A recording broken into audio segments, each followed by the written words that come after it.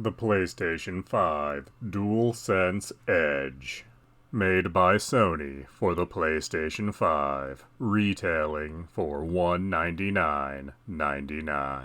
For that price, you get the controller, obviously, a very nice braided USB-C cable, a small locking device that prevents the cable from coming out of the controller, 6 tops for your analog sticks, and 2 levers and 2 half-circle attachments for the back buttons. And all of that is in a very nice, white, hard-shell case.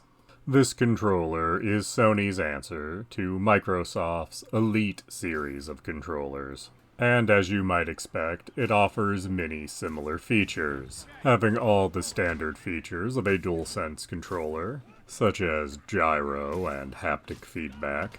It also features 2 programmable back buttons, switches to make the triggers go from having a full draw to basically no draw, the ability to customize the stick sensitivity, and it holds a total of 4 profile settings, with one of the profiles being the default profile that you cannot erase, or change as far as I can tell. The one truly unique feature that the Edge boasts is the ability to swap out the analog sticks. Not just the tops of the sticks, the actual hardware components, with each analog stick replacement currently retailing for $19.99, meaning that for a relatively small price, stick drift will never be a serious issue for this controller, at least for the time being.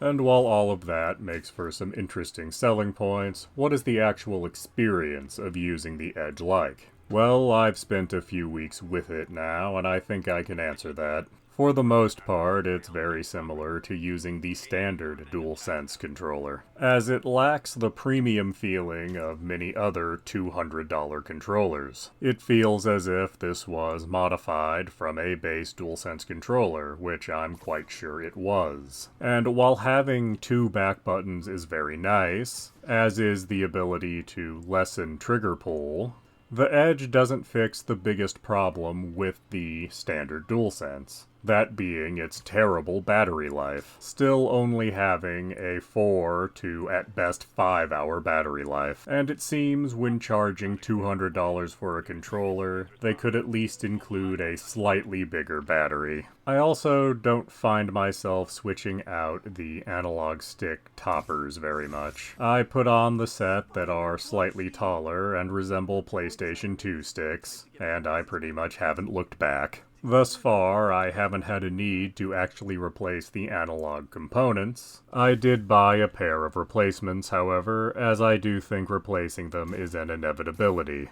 I do think, since they are replaceable, they should have given you one spare one. You know, like a spare tire on a car. Inside the case, there's even a little place to hold one of the extra analog sticks. Seems like something should have been in there. I am curious if anything else might be made to plug in where the analog sticks go. Perhaps some premium Hall effect sticks?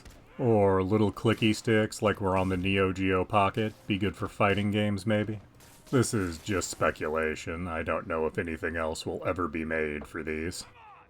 Overall, I do like all of the features added to the DualSense Edge. I just question if it was really worth the $200 they're asking for. I think a price tag of something more like $150 would be where this controller should be. Please do subscribe, comment, like, and tell your friends.